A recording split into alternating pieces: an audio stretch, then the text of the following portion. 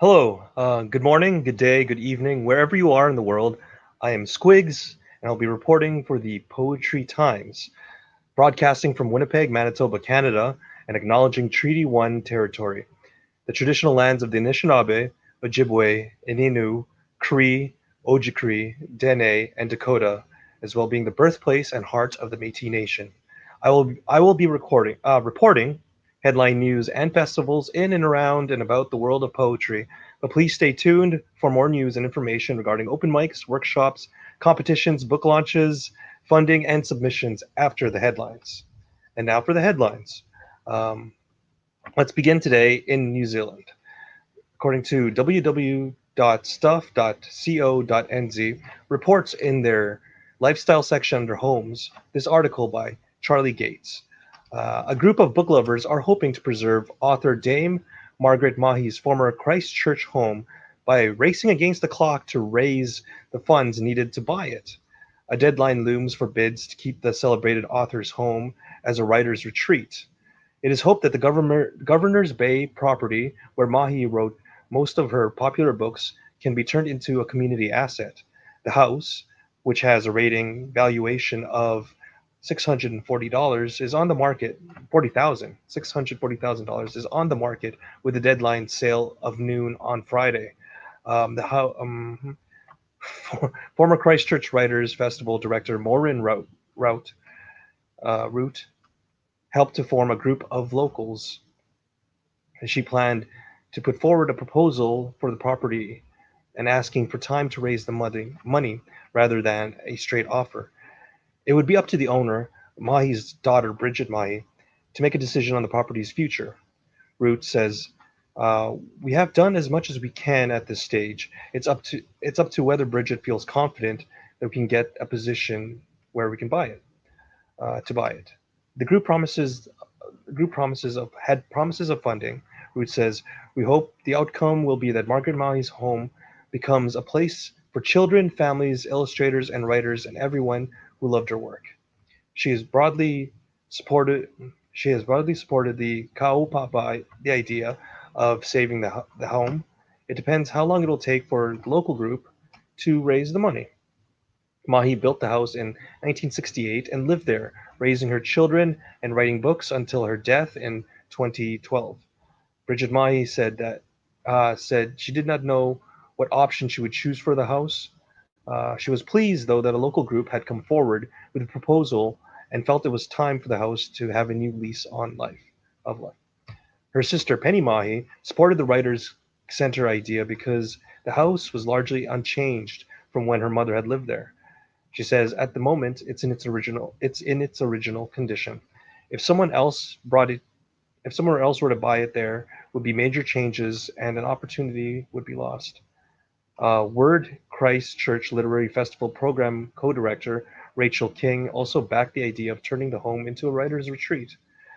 She says, "I'm really excited by the idea of a place that is preserved and writers can use it to write in such a beautiful spot." Now, according to her Wikipedia, Dame Margaret Mahy of New Zealand was the author of children's and young adult books.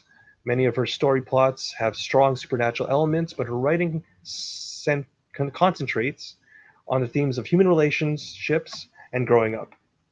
She had wrote more than 100 picture books, 40 novels, and 20 collections of short stories.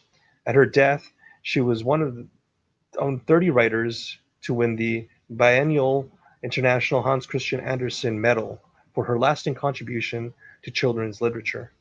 Mahy won the annual Carnegie Medal twice. It recognizes the year's best children's book by a British subject, and she won for both The Haunting, 1982, and The Changeover, 1984. Among her children's books, A Lion in the Meadow and The Seven Chinese Brothers and The Man Whose Mother Was a Pirate are considered to be national classics. Her novels have been translated into German, French, Spanish, Dutch, Norwegian, Danish, Swedish, Finnish, Italian, Japanese, Catalan, and Afrikaans. In addition, some stories have also been translated into Russian, Chinese, and Icelandic. For more on this, please visit www.stuff.co.nz. Now, I'd like to draw our attention across the world to Palestine, to an article I found on AlJazeera.com by a Palestinian freelance journalist, podcast host, and former and founder of the Gaza Poet Society, writer and as well as being a native writer of, of Gaza, Mohammed Musa. In this article, he writes about how he wrote his first poem back in 2014, sitting in the corner of his room during the daily 3 hours of electricity they're allotted, while listening to the radio and the sounds of bombs, drones, and ambulances. Musa speaks of the destruction of Gaza's cultural sites, such as bookstores, and Gaza's literary heritage. In this article, he speaks of creating his first spoken word community in Gaza in 2018 to be a place where young and aspiring poets may gather and share their work and continue to find inspiration in poetry. In this article, he also reaches out and converses with some of those young writers from Gaza and the refugee camps to speak of their experiences in the current state of their homeland. Nadine Murad, 18 years of age, a member of the Gaza Poet Society, through a Facebook conversation, Musa asks her how she was feeling, to which she answers, still alive. During the most recent Israeli assault on Gaza, Nadine wrote this piece. There, on the other side, time changes, hours pass, and it gets darker. The sky takes off its dim dress, then the morning arrives. But where I live and breathe, life wears its black dress constantly, to mourn the labor of my land, which took a long time. Here, the hanging clock in my room is broken. Not only this one, everyone's clock is broken here. My mother keeps saying, everyone is waiting for the elixir. We've had it with the grief and agony. In this holy land, we sleep and wake up on the sound of bombing and shooting. So the first light of day rises in the evening, lighting up the sky with the blood of martyrs. Here, death sleeps not far from us. We walk towards freedom, towards hope. We walk on the shattered glass of our broken windows. We walk on stones that were once a house, carrying stories and secrets. We walk with the screams of children and the groans of mothers pulsating over and over in our ears. Nadine Mortaj's message to the world is, even if Palestine isn't your national or political issue, don't forget that it is a human issue in the first place. Of course, for more information on this and this article by Mohammed Musa, please visit www.aljazeera.com in the features section. Now over to Scotland, where Maggie Ritchie of the HeraldScotland.com reports. For the next 3 years, graduating nurses and midwives of Scotland will be given a book of poems titled Mind Your Life. This pocket-sized book of poetry is recommended to be carried around on their person for times when they would need support, comfort, and inspiration during the first years of their job and the increased pressures due to the pandemic. As well, it is to encourage readers to remember to take care of themselves as well as others. Dr. Marty Balam, one of the editors of this book, who is a senior teaching fellow in nursing studies at the University of Edinburgh, says, the poems explore the meaning of nursing, midwifery, and compassion in order to promote the newly qualified nurses and midwives' self-care and well-being.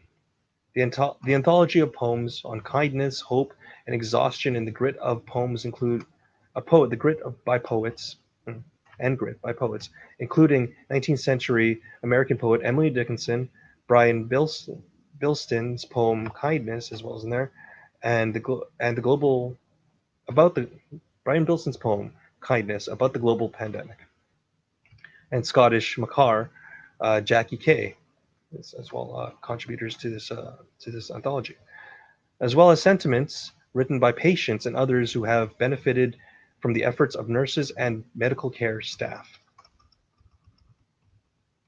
Scottish Poetry Literary Director Asif Khan says, poetry is an ideal medium for helping to build one's resilience and emotional intelligence. Professor Christy Watson, bestselling author of The Language of Kindness and patron of the Royal College of Nursing Foundation, says, Poetry, like nursing, reminds us of what it means to be human. In my personal experience, I have found nurses to be among the best people in the world. I mean, imagine living your life, giving your time to the care of, of others and their well being, like superheroes. They are still people, and people need poetry. Poetry can help maintain care and provide inspiration to those who provide care and inspiration for others. So those are my headlines, and now over to the festivals. I have the over in Germany, the Hausacher LeseLenz Literature Festival, which happens in Hausacher, Germany, and it'll be happening this year on the 1st to the 4th of July. Now, for more than 2 decades running, and featuring renowned authors, familiar voices of literature, and literary newcomers. The authors and poets come from the entire German speaking area, such as Germany, Switzerland, Australia, Italy, and Belgium, and from around the world, in places such as far away as India, Egypt, USA, Mexico, Russia, Poland, Czech Republic, Japan, Nigeria, and other African countries. Regular guests are the Chamiso Prize winners and laureates, and together with a novelist, Ilya Trojanow, the LeseLenz founded the extraordinary format called Polyphonic Africa, where unknown literature is presented by inviting every year another author from Africa. Since then, the Hausacher LeseLenz offers exciting opportunities of performing literature. The diverse program of the festival attracts a wide audience. It is based on a literary map of the German speaking countries and the translations into German of the world literature and literatures of the world in the rural areas. Another focus of the LeseLenz organizers are the students of the different schools of the city of Hausacher and the whole of the Black Forest region. Now, for more information on the Hausacher LeseLenz Literature Festival and for the link to their official website, please visit www.persepolis/poetry.com. Now, those are my headlines, and thank you for your time. Once again, I'm Squigs. Please stay tuned for more news about open mics, workshops, competitions, book launches, and submissions. Thank you.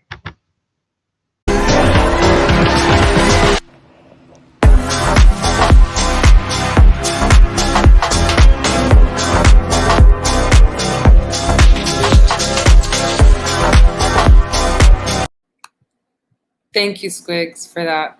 All right, I'll take it on from here and fill you in on workshops that I have found for you this week. I am excited to announce this first workshop of the week happening. Breathe Life into Poetry is organized by Low Writing at Chante in the United States. Wednesday, the 16th of June at 1 a.m. London time, a free writing workshop for those who like to stay up at night. Low Writing is a poetry writing workshop where each participant will have a complete poem written by the end of the session. It's a safe space for self-expression, and the aim is to heal through writing. We come together to write with, listen to, and learn from one another. This is how we heal, they describe their project. The project is free, as mentioned before, and you will find the instructions of accessing it at the time of the workshop on the Facebook event page that you can find below. Women in Poetry is organized by Northern Writers Studio in the UK, and it will be happening on Wednesday at 7 p.m. London time. It is a poetry workshop inspired by women, shaping the poetry world with Amelia Lully. The workshop will be an incredible opportunity to be inspired by some of the most incredible poets who have shaped the poetry landscape. It will be composed of readings of poems and writing prompts, as well as discussions. They ask you to come with a favorite poem or book by a woman to share in the chat so that they can create a takeaway literary map of where to look next. The workshop is £20 and there are only 12 seats. So if this does sound appealing to you, follow the Eventbrite link in our description. Next up, if you're a night owl like myself, next up we have Entangled Empathy, a workshop on ecofeminism and the intersectional self in poetry, hosted by Blue Cactus Press in the United States. A really exciting workshop that will be happening on Thursday, June 17th at 7 p.m. PST, 3 a.m. London time. In this workshop, they will be examining the definition of ecofeminism, which focuses on the politics of relations or interbeing as essential to how a woman finds herself located in the time and place as an intersectional being. They will also explore the concept of empathy and discuss the metaphor of entangled empathy, which relates to compassion and action, typified by eco-social justice. With these understandings in mind, they will read poems using an intersectional eco-feminist lens in order to answer such questions as how can an intersectional eco-feminist reading of a poem empower marginalized groups and promote eco-social justice? Can poetry enable us to make kin with other persons, beings that we share the earth with, and in doing so cultivate an entangled empathy to foster compassion and action? While this workshop is free, registration is necessary since there are only 20 seats available. Next up, we have Most Poetry Workshop, Lyricism in Narrative Poetry, hosted by the Modesto Stanislaus Poetry Center in the US. Saturday the 19th at 9 p.m. London time. Participants will write and revise lyrical narrative poetry. Linda Scheller will facilitate this 90-minute Zoom workshop, which is free and open to the public. The Modesto Stanislaus Poetry Center hopes to provide the community with readings and lectures, events, and publications. They hope to bring poetry into the wider community with readings and workshops, schools, senior centers, and other community groups. And finally, on Saturday the 20th at 9 p.m. London time, the Poetry Lab in the US is organizing one of its Sunday series workshops that happen every third Sunday of each month. This month it will be with Mike the Poet Sonksen, a 2.5-hour workshop, which will be a combination of craft talk and generative writing. While there is no critique in these sessions, there will be an opportunity to share your newly generated work. So a little bit about the poet running this month's workshop. Mike Sonksen, also known as Mike the Poet, is a third-generation LA native acclaimed for poetry performances, published articles, and mentoring teen writers. He has published over 500 essays and poems and has an interdisciplinary Master's of Arts in English and History. The list is extensive and you can read more about it in the details of the event on the link provided below, as well as the website thepoetrylab.com /Sunday-series. The cost of the workshops is $35 and $29 for students with valid ID. There will be one scholarship seat available for this workshop. Now that's all for me this week. Let's head over to England with Martin, but before we do so, let's see a few things from our sponsors.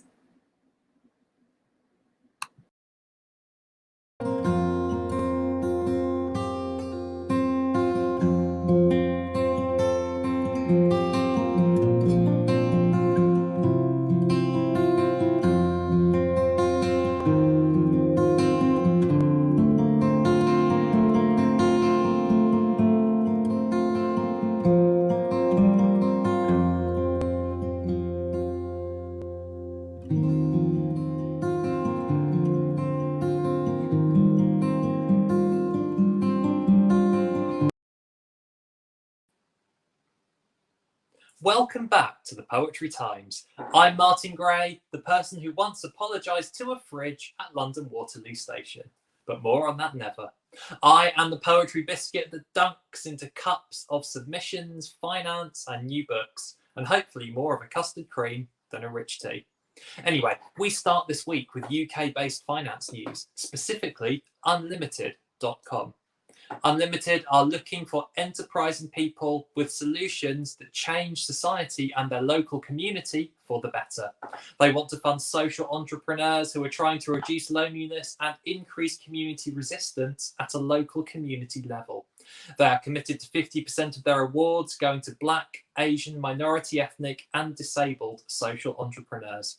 Their awards are open to anybody aged 16 or over who are currently living in the UK, and depending on your stage of development, they will award anything from £500 to £15,000.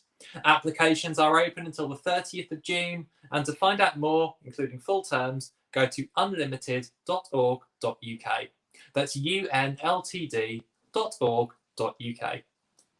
Now, staying in the UK, and hot off the indie press this week, is Please Do Not Touch by Casey Bailey.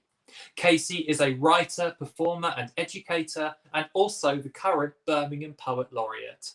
And to be Poet Laureate of one of the largest and most major cities in the UK is just one of many impressive things on Casey's CV.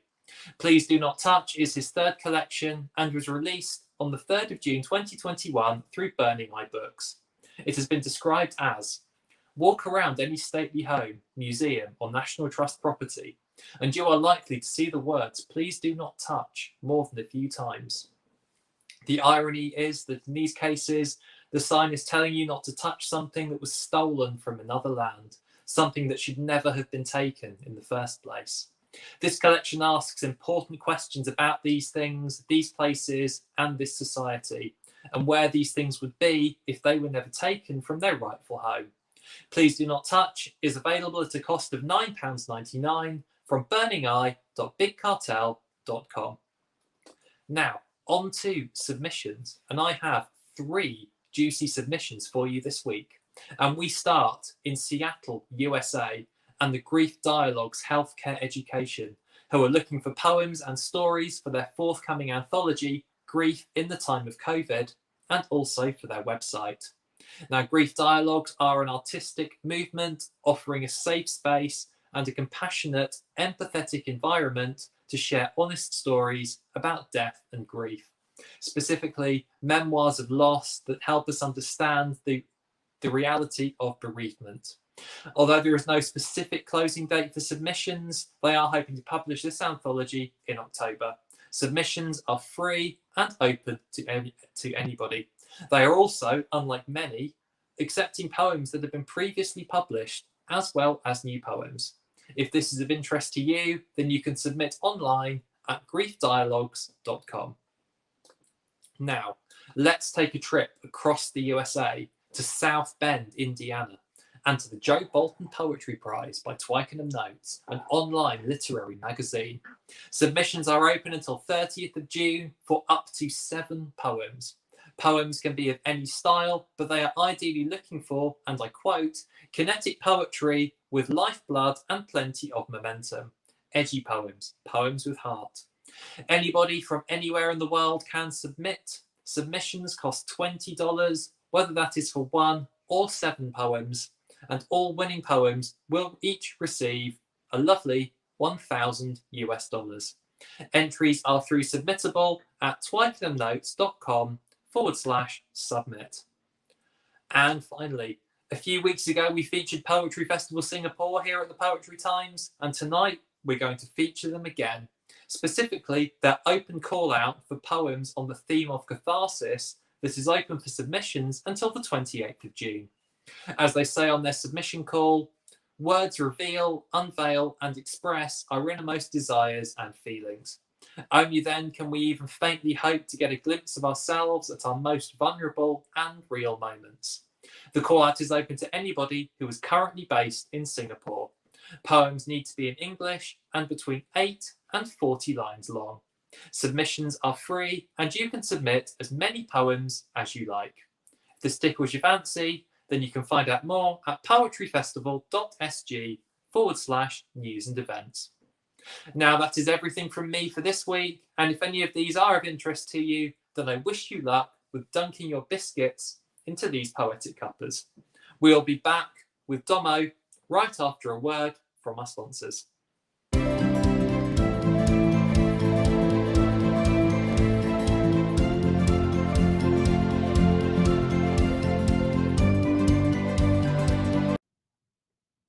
Hello, supercalifragilisticexpialidocious poets and super duper amazing artists. I am Dominique Bethel, otherwise known as Domo Beth, in my studio here in Pompano Beach, Florida. I hope you're ready to hop into your memories and find fun in your futures. Are you ready to hear more about this week's latest news on upcoming poetry slams, competitions, and open mic nights at your virtual playground? These events look like they were created to awaken the carefree, childlike wonder inside of each and every one of us. I encourage you to not run with scissors or jump too close to table corners. Time for me to stop disciplining and start telling you where the adventure is. Well, I have traveled through the sandbox and caught all of the wingworms of Google keywords and treated the secondhand infections of social media tags and posts to provide you with some dangerously fun poetry events to help you grow as a poet. If you have any slams, open mics, or know of any poetry prize events coming up, please share that information in the comment section. We would love to be able to support you and other poetry and writing events out there. If you have just found the kids section of YouTube, there are no comments allowed. That's not the kid section. Here, I give you the tools on what you need to discover colorful stained glass windows and mixing of crayon wax to give you the perfect opportunity to showcase your love for art and poetry. This community is waiting on your arrival. I'm not going to say, where's your hall pass? Just going to say, walk swiftly. These upcoming open mic nights and events will be an awesome opportunity for you to get more comfortable with performing online and finding other voices that you cannot find at your local beach park or sometime before the streetlights come on, if you're like me. Looking to leapfrog into the first recap of open mics? Well, these killer mics have made their debut last week on our show, and due to adulting, I must remind you of what you are sure to not miss. Yes. So, from a staple in the United States, located in the home of jazz music, is a Chicago organization by the name of the Pink Giraffe Art Studio. This home for creativity, with the help of Charista Coyotes, endeavors to strengthen her prose and build a solid network of phenomenal writers, has given way to this virtual open mic night by the name of Wordfetti Open Mic. It will take place on Sunday, June 27th, 2021 at 7 p.m. Eastern Daylight Time. Wordfetti is a safe place for sharing your music, words, and presence with like-minded people. Moving forward north from a lovely stuffed animal-filled bed and childhood home is a mic by the name of Come Together Open Mic, located in Charlotte, North Carolina. Connecting a community of artists in the midst of the time and need of true healing, the Guerrilla Poets Free the Mic organization is partnership with the Promise Resource Network created this event in a place of healing together in safety. Taking place on Friday, June 25th at 6 to 8 p.m. Eastern Daylight Time, this mic encourages you all to come and release the pressure of reality. For more information on how to sign up and get on their meetup page, please check out our links below. Yes. Also, this is a reminder. PSA. You will always be the child within your heart. Yes, we are all egoless, self-questioning, curious individuals deep down. This mic is asking for that part of you. This mic goes by the name of Sanctum 3.0. Located in the Philippines, this event is monthly, and as a celebration of Pride Month, will be opening its doors on Thursday, June 24th at 9 p.m. Manila time. Come feel acceptance as you bear your souls and guidance of your hearts. Check out our links below for how to get on that guest list. Yeah. Also, 2 major events coming up. Get ready to get your socks blown off your toes, as this week's marks another Bottoms Up Global Party for your calendar. Yeah. This bi-weekly international hangout between poets, musicians, and artists from around the many time zones will be back this Saturday, June 19th at 10 p.m. Manila time with myself as your gracious and honored host. Yes, I'm so excited. You never know. Maybe the playground will be your theme of sorts this week, as everyone will be eager to share their masterpieces at this worldwide scene. Also, get ready tonight. No, not tonight, but Thursday night. Our very own Marissa Prada of The Poets Reacts will be having a feature on this Ireland open mic by the name of Lime Square Poets Open Mic. This earth-shaking event will be taking place on Thursday, June 17th at 7 p.m. 7:45 p.m. British Summer Time, also known as 2:45 p.m. Eastern Daylight Time. That is this Thursday. Founded by the lovely Lauren and Dior of Ireland, they took to the internet in hopes of forming a safe place for poets everywhere. Our very own PGN family member will be rocking their platform, and we would love nothing more than all of you loyal fans to come and support. Please check out our links for more information on that event, and also check out our advisory for this week as I interviewed those lovely individuals. Are you happy to know that childhood only dies when you do? Well, I wish to add a little more hope to your schedules. Notice this poetry slam may be your chance to explore the world and add some clout for your poetry resumes. Located on the upper right-hand corner of the U.S. map, written in tiny font, is an outer borough by the name of Brooklyn. Known for its bridge and pizza, this place holds a bit more depth than that an outsider might miss. This experience goes by the name the Brooklyn Poetry Slam. In an epic battle of 2 rounds with 3-minute performance slots per artist, 5 random judges decide the fate of these chosen poets in this monthly virtual poetry slam. Taking place on June 29th at 6:30 p.m. to 8 o'clock Eastern Daylight Time. I encourage you all to pull up with pizza and a chair as you log into Zoom and get prepared to get your socks known off your toes. Blown off your toes. Yeah, the known off your toes. Please find the links below for more information. I know the showcase will be truly phenomenal. Yes. Lastly, waiting for the chance of a lifetime, the Griffin Trust for Excellence in Poetry in Oakville, Ontario, Canada is awarding its annual 2022 Griffin Poetry Prize to a lucky published writer. There is a category for either Canadians or, to our larger audience, of course, internationals.